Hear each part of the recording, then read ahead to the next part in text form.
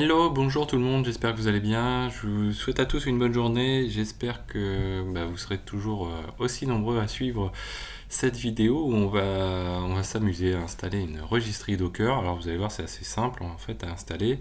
À savoir que moi je l'installe en local, donc en localhost sur le 127.0.0.1. Donc c'est pas ce que vous ferez si vous utilisez cela en production. Là c'est plus du test. De la même manière, on va utiliser un certificat qui va être auto-signé, donc c'est pas non plus ce que vous ferez si vous êtes en production. Voilà, donc ça c'est les petites mises en garde. Et puis également, il est possible, vous allez voir, d'avoir une possibilité de visualiser le répertoire de data. Et donc ce qui peut être intéressant en production, c'est de sauvegarder ce répertoire de data ou de le monter ailleurs, etc. Alors, l'installation de la registry, on a déjà fait une vidéo dans la playlist Docker pour faire les pulls, les push et les tags. Donc ça on va pas revenir dessus, c'est on va dire de l'acquis. Je vous invite à vous rendre dans cette vidéo pour voir, pour découvrir comment faire ces opérations pour utiliser une registry. Là nous on est vraiment sur l'installation. Alors l'installation d'une registry c'est facilité par Docker puisqu'en fait c'est aussi une petite coquille de typo.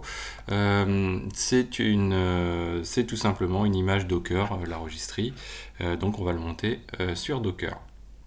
Ce qui est bien, c'est qu'on va utiliser du coup Docker Compose de manière à avoir une traçabilité du fichier. On va pouvoir le guider éventuellement si on le souhaite. Donc ça va permettre de pouvoir régénérer facilement la registry si nécessaire. Et comme je vous disais, l'idéal c'est de sauvegarder le répertoire de data ou de le monter ailleurs. Comme ça, si on veut recréer la registry, on n'a aucune perte. Voilà, donc là on va commencer par générer un certificat auto-signé. Pourquoi? Parce que on peut se passer d'un certificat. Le but du certificat là c'est de chiffrer les conversations, donc les pulls et les push entre la personne qui va utiliser Docker et la registry. Tout ça pour éviter que s'il y a quelqu'un qui sniffe sur le réseau ou autre puisse récupérer les paquets de composition de nos images, etc., etc. Toutefois, il est possible d'utiliser le mode login insecure de Docker Login pour pouvoir se connecter à une registry qui n'est pas auto-signée, mais vous aurez des alertes au niveau de Docker. Alors comment on va créer? Donc nous ce qu'on va faire, moi j'ai créé un répertoire registry ici. Première chose, on va créer un répertoire pour ces certificats. Alors l'idéal aussi pour ces certificats, c'est de gérer leurs droits, donc d'être assez restrictif. Là je vous mettais du 600 par exemple au niveau des droits, de manière en gros à ce qu'il n'y ait que root qui puisse agir dessus.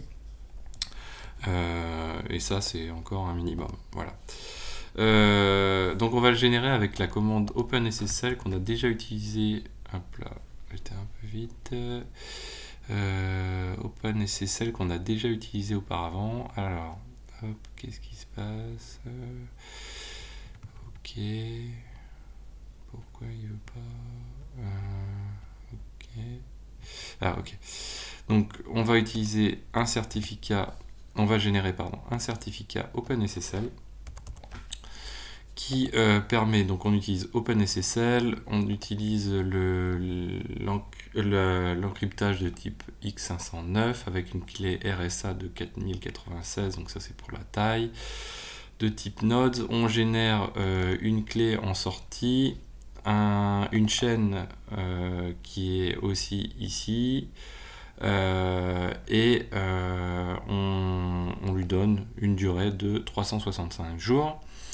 Ensuite, on peut définir des éléments quand donc OpenSSL nous pose des questions. On peut définir que certains éléments soient remplis. Donc nous, on va appeler notre registry le nom de domaine qu'on va lui affecter, mais même si on n'en affecte pas réellement, on va dire myregistry.my. Voilà. Donc là, on a notre clé RSA qui va être générée. Donc si je regarde dans le répertoire CERT que j'ai créé, j'ai bien deux fichiers qui ont été générés. Une clé. Donc la clé très importante, c'est sur elle qu'il doit y avoir des droits, et puis une chaîne. Voilà.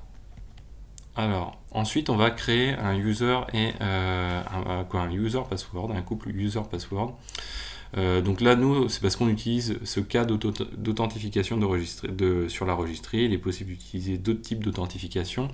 Nous, on va utiliser celui-ci qui ressemble, qui est assez similaire à Apache avec le HTPassWD. Donc on va utiliser celui-ci. Pour le faire, c'est assez simple. On va créer d'abord un répertoire. Alors moi, je le nomme PassWD. On peut le nommer comme on le souhaite. Et c'est pareil sur ce répertoire, l'idéal c'est de gérer les droits. Pour générer, c'est là où c'est aussi assez marrant, pour générer le user password, on peut utiliser l'image registrée. Donc vous voyez, on va le faire comme ça. Donc hop, voilà. Donc là, qu'est-ce qui s'est passé? J'ai fait un docker run avec un entry point qui s'appelle htpasswd.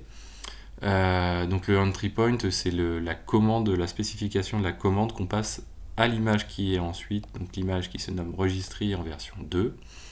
Donc là, en fait, on lance pas une registry, mais on lance htpasswd de registry en version 2. Voilà. Ensuite, on a l'option -bn. Donc là, on n'est plus sur le entry point. Et on lui passe un user que j'ai nommé Xavkey et un password. Donc là, ici, j'aurais pu mettre mon password, mais je l'ai appelé password tout court.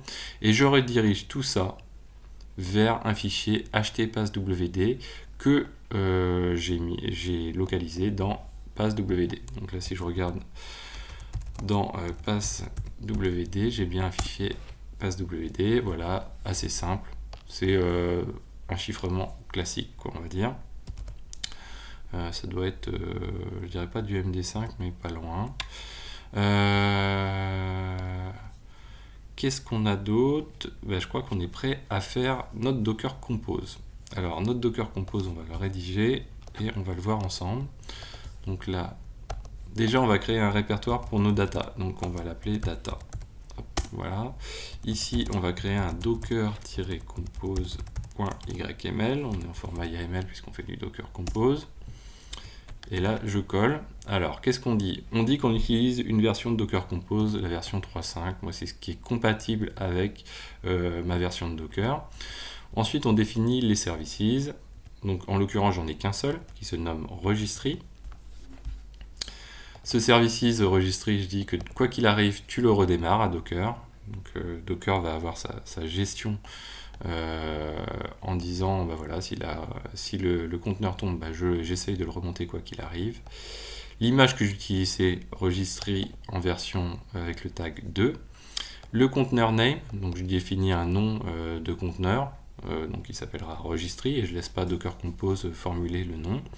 J'expose le port 5000, ça c'est le port d'utilisation de la registry. Donc le port du conteneur, c'est le deuxième ici, et le port de la machine qui l'héberge, c'est le 5000 ici.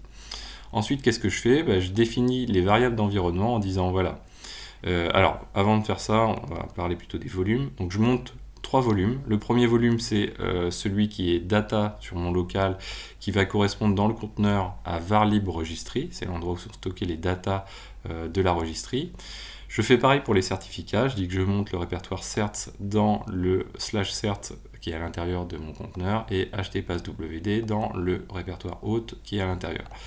En découlent les variables d'environnement suivantes. Concernant les certificats, donc en fait, on se réfère à ce qui est dans le conteneur. Donc on a monté notre volume dans /cert et on retrouve bien sûr nos fichiers qui sont sur le host qui héberge notre conteneur.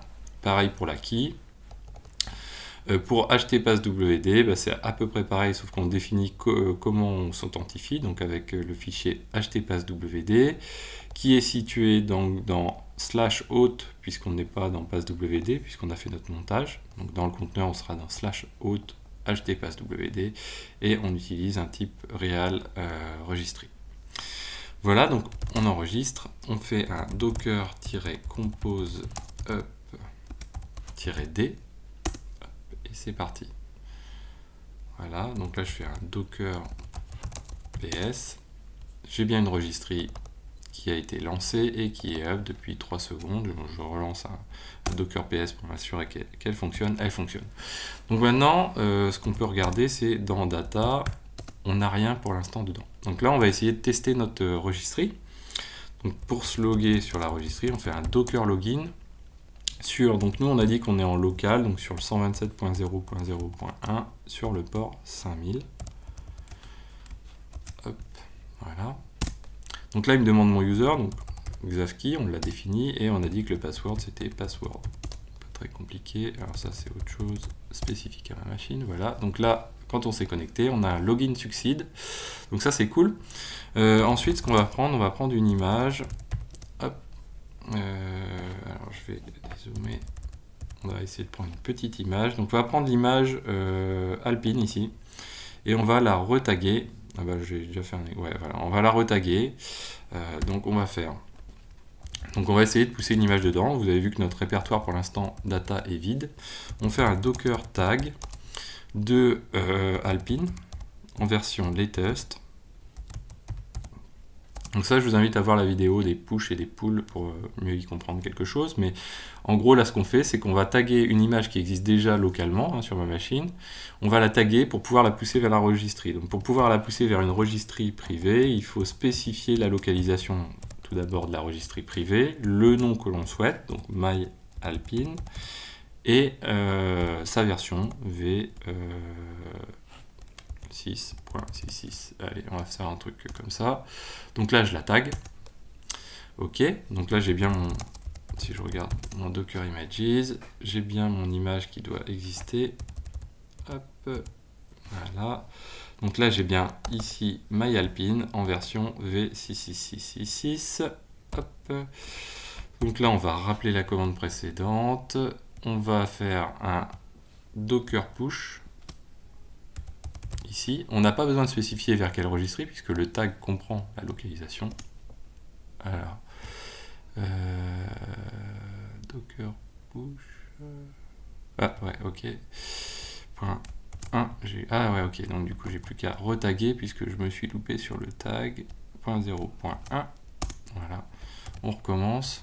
Donc ici, point 0.1. Ici, on va faire un pull de l'image. Donc, on garde notre tag. On fait un docker pull sur le 127.0.1, 5000, etc. Donc on garde notre tag et on pull. Voyez, notre found.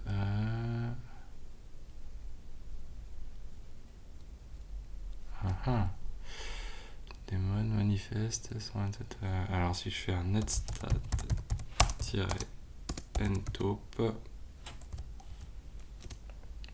on va grepper sur le 5000. Donc là j'ai bien quelque chose. Ah, ok, ouais, sur le 5000 qui écoute. Pourquoi j'ai deux d'ailleurs? Si je fais un Docker PS, j'écoute bien sur le port 5000. On va recommencer notre Docker login pour voir. Docker login, ok. Et si je fais un pull. Ah oui. Ouais, ok, autant pour moi, j'ai fait un pull, c'est un push, pardon. Je dis quelque chose, je fais l'inverse, ok. Donc là, on vient de pusher notre image, pardon. Donc là, on a bien un push qui a été fait. Il nous dit qu'il a créé cette image qui fait une certaine taille. Et donc là, notre manière de contrôler les choses, notre répertoire data tout à l'heure était vide. Là, on va se rendre dans cd data. Là, maintenant, on a un répertoire Docker qui existe. Ici, on a un répertoire registry qui existe aussi. V2. Donc la registry, c'est quand même une arborescence assez élaborée. Et là, on a... Je vais faire un tri dessus. Voilà. On a une image myalpine qui a été stockée dans notre répertoire data. Donc comme je vous disais, ça c'est l'élément, c'est un volume qui doit être monté à l'extérieur. Et tout ce qui est contenu dans data, l'idéal c'est de le monter... à l'extérieur, de le sauvegarder, d'avoir une bonne gestion de celui-ci, parce que c'est vraiment ça qui est important. Voilà, donc là on a monté notre Docker registry, et puis si on veut l'arrêter, sans perdre les data, on fait un Docker compose, Docker compose down, voilà. Donc là, on supprime notre registry. Si je regarde dans data, Hop, ouais, oui, bah, de toute façon, dans mes datas, j'ai toujours mes datas. Hop. On va faire une chose, on va relancer la registrie. Ok. Hop. Voilà. Et puis ce qu'on peut faire, c'est on va faire un RMI de maille. Alors 127.0.0.1 sur le 5000. On a dit que ça se nommait maille alpine sur une version v.6.66. Pourquoi? Ah oui, ok. Donc moi ce que je veux c'est supprimer cette image. Donc, je fais un RMI si je veux la supprimer. Elle est détaguée, supprimée. Si je fais, au lieu de faire un docker push de tout à l'heure, hop, je fais un pull. Alors, donc là j'ai fait un docker compose done. Donc j'ai plus de registry. Donc là je vais faire un docker-compose-d. Je relance ma registry. Vous voyez, même registrie arrêtée, je la relance quand j'en ai besoin, hop, pas de problème. Hop, ben justement, ça tombe bien, j'en ai besoin, je veux faire un docker pull.